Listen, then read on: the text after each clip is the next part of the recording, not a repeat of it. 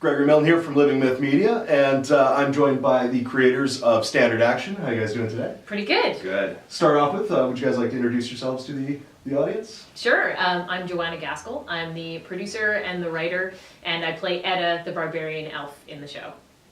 I'm Rob Hunt. I'm the director. I do some of the VFX and color correction mastering. I run the camera team on set. I do other stuff. We all do a lot of stuff. You're also co-creator this year. Yes. Or, sorry, co-producer. Yeah, this year. yeah. Yeah. Moving up in the world. It's important. So, where did the inspiration for StandardAction come from? I wrote StandardAction back in 2010. And I only started writing like the first couple of episodes, and we never really expected to be able to produce it because fantasy is really expensive. There's a lot of costumes. Yeah, he said I was nuts. And I actually wrote them just as character studies inspired by D&D. So Dungeons and Dragons I played for a really long time. I was a big 3.5 player, if your audience knows about 3.5. And when 4th came out, I was really excited about it, and I got the books. But I was disappointed to see that they'd left out some of the classes. So they'd left out the druid, the barbarian, the bard, and the sorcerer. And so I wrote a story about those 4 characters who were like left out of the party. They were left behind at the tavern, nobody wanted them. And it became a really nice jumping off point for sort of misfit adventurer characters. And now, you guys film a lot outside, practically in forest, rather than green screening a lot of effects. Where did that decision come in aesthetically? Aesthetically. I like that. You make us sound so smart. It's my job. No, actually, what it was is there's a lot of forest around here. And I mean, we always joke, because I'm a big Stargate fan and a lot of other local Vancouver series like Supernatural and X-Files, and we always joke that like all the forests around here are all the alien planets in all of the known universe because that's what Stargate did. So our makeup artist, Ashley Young, who agreed to help us with our pilot, her parents actually had a forested area that was like a dog walking park. They live in suburbia out in Coquitlam, and it was a small area, but it was really sheltered, and we'd done some test shots in there before for another project, and we known it looked pretty fantasy and magical, pretty much like Lord of the Rings, so we figured we could use her parents' house as a base camp and shoot in the park right behind their house. And that's sort of where the choice came from, is practically. Yeah, practical. It was easy. And we also didn't really, it wasn't a series back then. Mm-hmm. Back in 2010 when we shot that pilot, or teaser really, it was not, we had no plans. We didn't make any plans. We just decided to go out into the woods and shoot whatever we could shoot in a day, see how many pages we could get done. And it just turned out that we didn't really think about stuff like rain, snow, wind, weather. That came up a little later when we started trying to shoot like through the winters. Seriously. Yeah. Yeah. And so has that brought about any sort of creative thinking outside of the box, if you will, as far as solving problems? Oh goodness, yeah. Yeah, we've had to rewrite plenty because we end up with rain or just like weather that we can't work around. But the thing is that since we're working on an independent budget, it's not like we can say, okay, let's do this stuff like the plan B that we were going to do in the studio. You can't sort of plan that much when you're an indie project because you can't pay everybody to be ready to switch immediately into something else. So what we'd have to do is just rewrite on the spot or move scenes. Or if like props were lost, we couldn't just drop like $1,000 to have it replaced.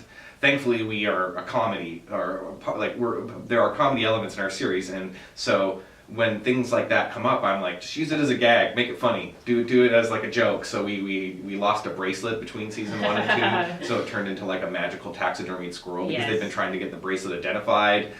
Or the reason we came up with it, why it had changed, was they've been trying to get it identified, and it's something that had gone horribly wrong with like one of the more questionable wizards they've dealt with. Yeah, so he turned it into a squirrel. That was awesome. I lost that prop. I'm really good at losing props. I lost another one between season 2 and season 3, which we won't talk about yet. but yeah, no, it's amazing how. Surprise for everyone at home. Yeah, for sure. It's amazing how. What did we lose? Oh, I'm not gonna tell you. I'll tell you. How that actually. That makes great stuff. Like the sort of constrictions that you face as an indie production brings out really amazing things. Like you have to make really tough, interesting choices, and it just makes the series grow in ways that you could never have planned. Excellent. So finished season 2, going into season 3. Now season 3 is filmed. We are almost finished principal photography. We're actually filming in here tomorrow. We are. And it's what hopefully this will be our second to last shoot day. We got rained out of 2 days halfway through, so we have like a full shoot day out in the woods, and it's November, so we're kind of worried that it'll never be sunny A again. little chilly for those at home. Yeah. So in between that, you had a very successful Kickstarter campaign to go into the third season. So tell a little bit about Sure. that success. We did, for our second season, we did an Indiegogo. That was, I mean, at this point, Kickstarters are available for Canadians, but back then. Back in our day, Back we had in to our hike day. 20 kilometers Yeah, through really. snow to run a crowdsourced Uphill both fundraiser. ways, yeah. No, it wasn't available back then, but now it is. We did a Kickstarter this year because we figured it was greater visibility. There's more people there, there's more money there, and yeah, we worked really, really hard at it. We had a company out of Washington, just outside of Seattle, help us out with it. Gamerati, they were fantastic. It was interesting actually because we talked. The Gameratis, there's a guy in charge of it, Ed Healy, and he's we've met him at cons down in Seattle just because we both love gaming and D&D and stuff.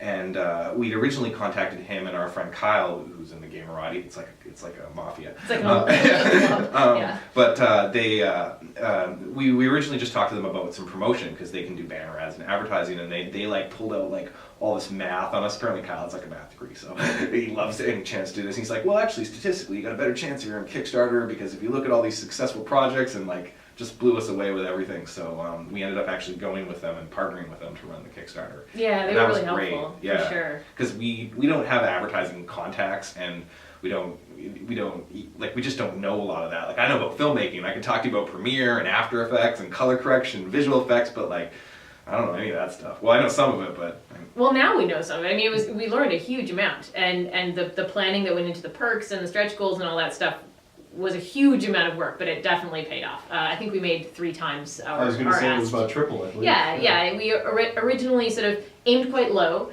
We said that our base goal was, I believe, 13,000, 12,000, and it was going to just basically tie up the story. It wouldn't really be a full season. It would just be sort of tying a bow around the story, making sure it was done. And then we asked for sort of more to build the season up and make it bigger and bigger. And we got to 6 episodes for season 3 with $36,000. So. And do we have any special guests, any surprises we can maybe tease? Or For sure. Well, I mean, they're not even really surprises. We had some great stuff that was listed on the Kickstarter. So we have 4 official special guests. Brian Lewis, who was in season 2 as the voice of the Spoon of Positive Reinforcement. and he's in. I got to write an episode for Yeah. season 3, and he shows up in And that. he's in that, so he's actually on screen this year. Scott C. Brown, who's from Journey Quest and Gamers, is coming on board this year. We have Hannah Spear from Versus Valerie, which is a great web series out of Toronto. Also Sexy Nerd Girl, that was another web series she did. And our 4th one was, Clancy Bundy from Translator Galactica, which is one of my favorite We web both backed their series. Kickstarter actually to get the T-shirt. So. Yeah, so good. So we've got some great guest stars, and we've also got a musical episode, which is coming out in season 3. Oh, that'll be fantastic. Yes. That was a lot of work, and actually, our makeup artist Ashley, the person I mentioned earlier, she's still with us. 4 years later. 4 years later. And she's like a super singer. She's in choirs and stuff. So She's an opera singer. Yeah, in fact. so yeah. she's really good. And I didn't know this until like 3 months ago. And she came out, and she's actually like one of the singing characters in the singing episode. It's really amazing. So. Yeah, the musical episode turned out very, very well. We're very lucky to have a lot of really talented people behind the scenes, including our sound engineer and composer, Kirsten Tennert, who now lives in Israel, but he helped us out a lot with that too. Excellent. Now, since season 2, we're waiting on season 3. You guys started a talk show of sorts as well, right? Yeah, you want to talk about that, Rob? That's kind of your brainchild. Sure. We got to be, one of the things that the Gamerati helped us do is get a lot of podcast interviews, because Ed is Mr. Connections. So we got to be on all these podcasts, and we met this one that was called Surfing Aliens, and it was by a guy named Tim Keaty.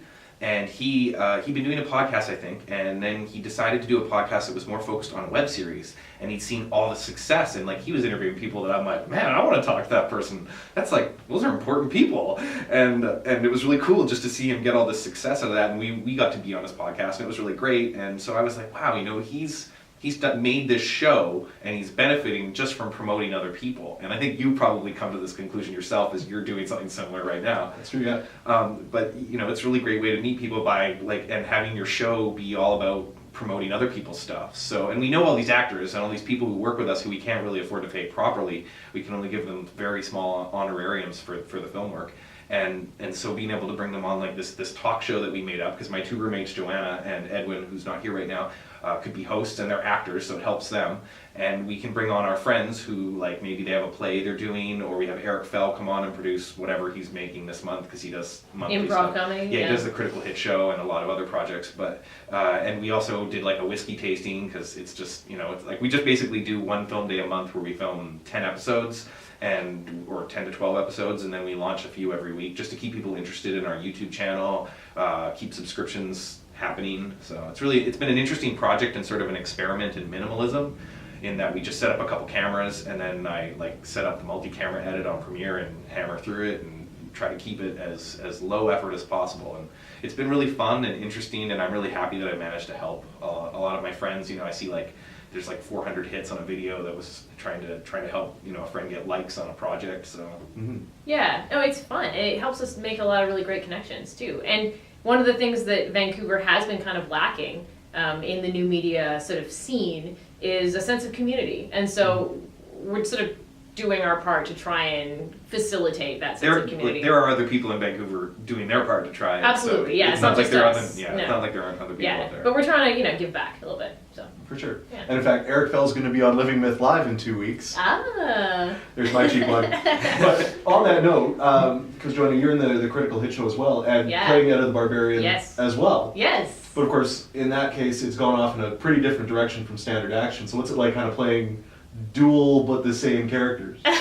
Well, it was funny. I mean, when Eric asked me to be involved in the Critical Hit show, and I don't even know how, a year and a half ago, maybe 2 years ago now, he just he brought me in to be sort of the legit gamer out of the group, because everybody else in the show are these fantastically talented improv comedians, and they are primarily improv comedians, and they're really, really funny. But not too many of them were actually gamers. So he's like, okay, well, let's bring you on to sort of legitimize the live D&D sort of thing. Critical Hit show is live D&D on stage. And so I came on and did that. And yes, the storyline with Etta started going really off the rails. She became a lycanthrope. She is now, she's a werewolf. So we decided that it was a parallel universe, basically. So I can do whatever I want with Etta in that world, and it doesn't affect Standard Action, which is fantastic. It's really fun. I have learned so much. I am not an improv comedian, and learning from those people has been incredible. It's just, they're so incredibly supportive. I think that's the thing about improv comedians. When you get them on stage, they are trained to be incredibly supportive to everybody around them, and it's just been amazing. And the audience has been so generous and so welcoming. We get 200 people coming out to see these things. It's quite amazing. And just to be clear, the Critical Hit show's at the Rio, where they serve booze, so that's probably one of the reasons it's successful. And the next show, it's last Wednesday of each month? Yeah, the last Wednesday of the month. So this month it's the 27th of November. Right. Actually, just to throw out there for those who haven't seen it, the one thing I really liked about your character in that show is that everybody comes in sort of street clothes and the odd little, you know, home piece of armor or costume, and Etta comes out full garb, makeup, ears on. Yeah, because part of the gag is that it's not Joanna coming to game playing Etta. It's just Etta arriving at the table playing herself. So that's part of the gag. Yeah. And we have the outfit kicking around. I know, yeah. Excellent. So season 3, do you have a tentative date? Early next year. All right. Not really sure Early yet. 2014. if Yeah, you're watching sorry, this early on recording. 2014. We will, since we haven't finished principal photography yet, we don't have a really good handle on exactly how long that post-production is going to take. But we're positive. We're going to That's be what we're working aiming hard for. over the winter. Yeah. All right. So where can people find you online then? StandardAction.com, for sure, is definitely the place to go. And if you go there, you can see our online webcomic, which we have going on now.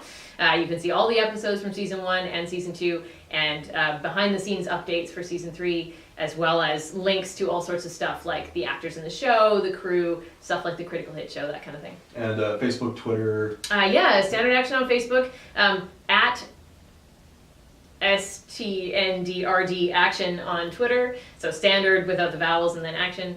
I'm Mighty Joanna on Twitter. I'm Facefire Films, which is with like the phaser Star Trek thing in PH. there. Yeah, PH. And then you can also find my website at facefirefilms.com, which has some links to some of my various projects. And actually, the best place to find all our videos is at the YouTube channel Facefire Films. We have Lonely Dragon there, and Standard Action, and a lot of other behind-the-scenes stuff and interviews and things like that. All right, well, thanks for sitting down with us and hosting us here on the set. That's fantastic. This all looks fantastic. I love it. Yeah, we were so proud. This was actually, just to slip Our this in bard there. built this. Yeah, Edwin Perez, who plays Fernando the Bard, And and Carla Miller, who's our art director, built this. And She's we also are. our first camera. She's also a first camera. Yeah, we all wear a lot of hats, and it's brilliant. We love It's it. the Silly Hats Club. Yeah. All right, well, thank you very much, and we'll see everybody next time.